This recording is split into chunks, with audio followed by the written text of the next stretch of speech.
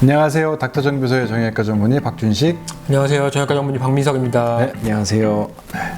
오늘은 우리가 요 얘기를 좀 해보려고 합니다. 이 어디입니까? 요거 무릎입니다. 무릎, 네, 팔꿈치입니다. 네, 팔꿈치 아니고 무릎이고요.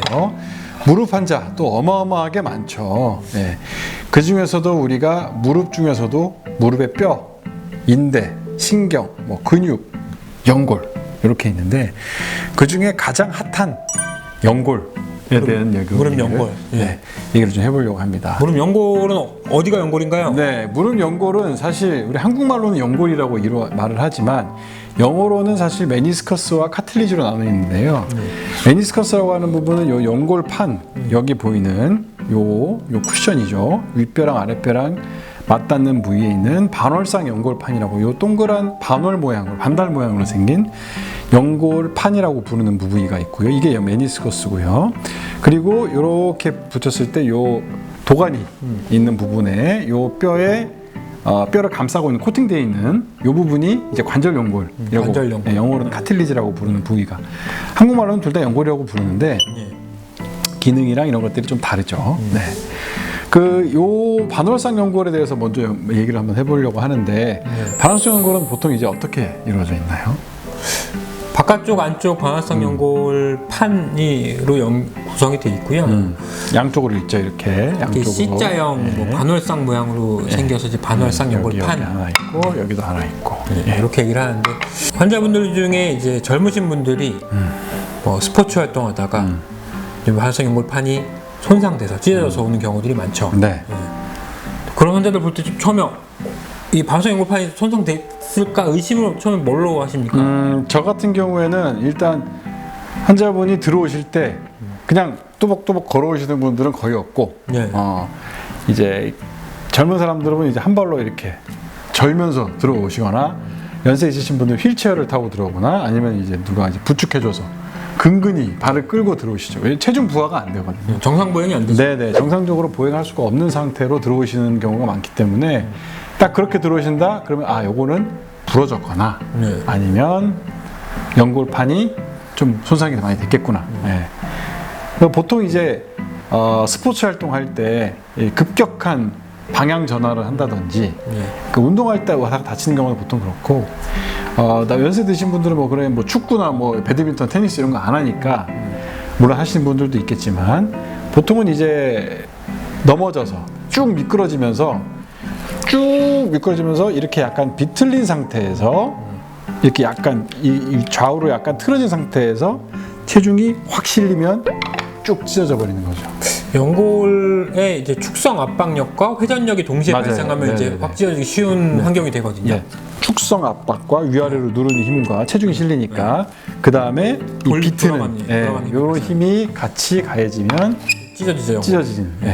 그러면 체중 부하가 안 되고 걷지도 못하게 되는 저희 병원에 오는 경우들이 많은데 이런 분들은 처음에는 그냥 붓기가 좀 생기고, 맞아요. 붓기도 사실 굉장히 중요합니다.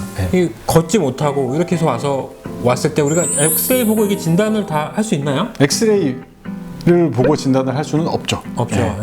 의심은 하지만 이게 엑스레이 갖고 진단이 안 돼요. 뭘 봐야 되나요? 일단 경험이죠. 그게 이제 정형외과 전문의의 어떤 경험이죠.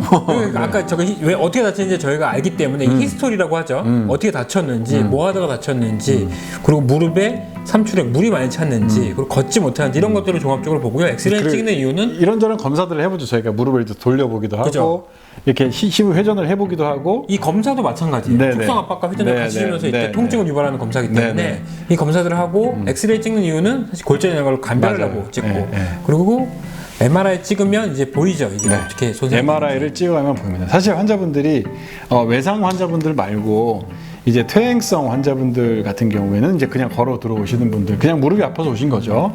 그럼 저희가 이제 관절염인지 확인하기 위해서 엑스레이를 좀 찍어 보는데, 엑스레이 저희가 이렇게 보고 있으면 환자분들이 물어보세요. 원장님, 제 연골이 어떤가요? 딴 병원 갔더니 연골이 다 나갔다는데, 그러면 저희가 물어보죠.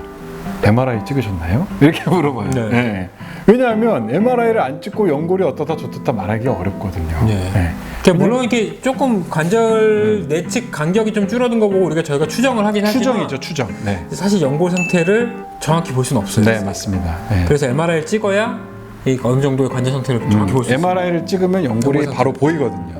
엑스레이 찍으면 요 주황색으로 표시되는 부위 있잖아요. 여기서 주황색으로 표시된 거 다 안 보이죠? 하나도 안 나옵니다. 네, 그렇기 때문에 그 중에서 이 주황색으로 표시된 요 반월상 연골 같은 경우에는 당연히 안 보이고 이 흰색으로 된 이 뼈 부분만 보이기 때문에 그 떠 있죠. 엑스레이에서도.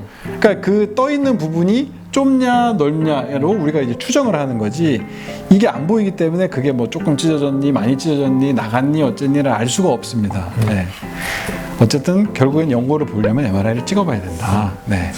치료가 외상 환자분하고 이제 퇴행성 환자분하고 다르죠. 근데 이제 저희가 퇴행성 반월상 연골 손상에 대해서 얘기를 안 했는데 사실 퇴행성 반월상 연골판 손상은 이제 낡아서 이제 찢어지는 거거든요. 낡아서. 네네. 그러니까 멀쩡한 놈이 이제 외상으로 쭉 찢어지는 게 아니라 오래돼서 해져가지고 그래서 찢어지는 거라서 사실 저희가 이걸 나누는 이유는 치료가 완전히 다르기 치료가 때문에. 달라서 나는 거죠. 네. 치료가 그리고 이 연골이 젊은 사람들의 연골과 연세 드신 분들의 연골의 구성 성분과 이 탄력이 아예 다릅니다. 그게 이제 저희가 환자분들한테 그 이제 뭐 젊은 사람들 같은 경우에는 치료를 어떻게 해야 되죠? 꾸며야 되겠죠. 네. 그러니까 젊은 사람들이 이제 만약에 축성 압박과 회전력으로 인해서 반월상 연골판이 찢어졌어. 그러면 MRI에서 그게 보여. 근데 그럼 무조건 그건 수술해야 됩니다. 왜? 원래 멀쩡했던 놈이 외상으로 인해서 찢어졌기 때문에 그거는 꼬매면 다시 원상복구가 될 수 있어요. 근데 이제 예를 들어보자면 제가 옷을 어제 샀어요. 옷을 어제 샀는데 가다가 못이 하나 있어가지고 그게 이렇게 쭉 해서 옷이 찢어졌어. 그럼 제가 옷이 아까우니까 뭐 새 옷인데 꼬매서라도 어떻게든 입으려고 할 거 아닙니까? 꼬매면 다시 원래 새 옷으로 돌아갑니다. 왜냐하면 원래 그 옷감이 짱짱하던 놈이니까. 근데 제가 이제 청바지 하나를 한 3년 동안 매일 입어가지고 무릎 있는 쪽에 완전히 다 해져가지고 너덜너덜한 상태. 그러면 사실 그거는 옷 입다가 발가락에 살짝 걸리기만 해도 쭉 찢어지거든요. 별로 그렇게 뭐 못에 걸리지도 않아도. 그죠. 그렇게 쭉 찢어지면 이미 그 무릎 쪽에 있는 이 청바지 무릎 부분은 이미 다 너무 얇아져가지고 많이 해져서. 꼬매도 다시 터질 수밖에 없어요. 그런 거랑 비슷합니다. 그래서 앞에 말씀드렸던 게 이제 외상성, 그렇죠. 뒤에 해진 게 이제 퇴행성 그런 비유죠. 네네. 그러니까 원래 짱짱하던 놈이 외상으로 해서 찢어진 거는 짱짱한 놈 붙여서 꾸미면 되는데 여기가 다 해지고 약하고 여기도 약한 거 둘이 연결시켜봐야 또 터집니다. 네. 그렇기 때문에 치료 방법이 완전히 다르죠. 그래서 대부분은 비수술적인 치료로 퇴행성 환자분들은 치료하게 되죠. 네. 그렇습니다. 이제 외상성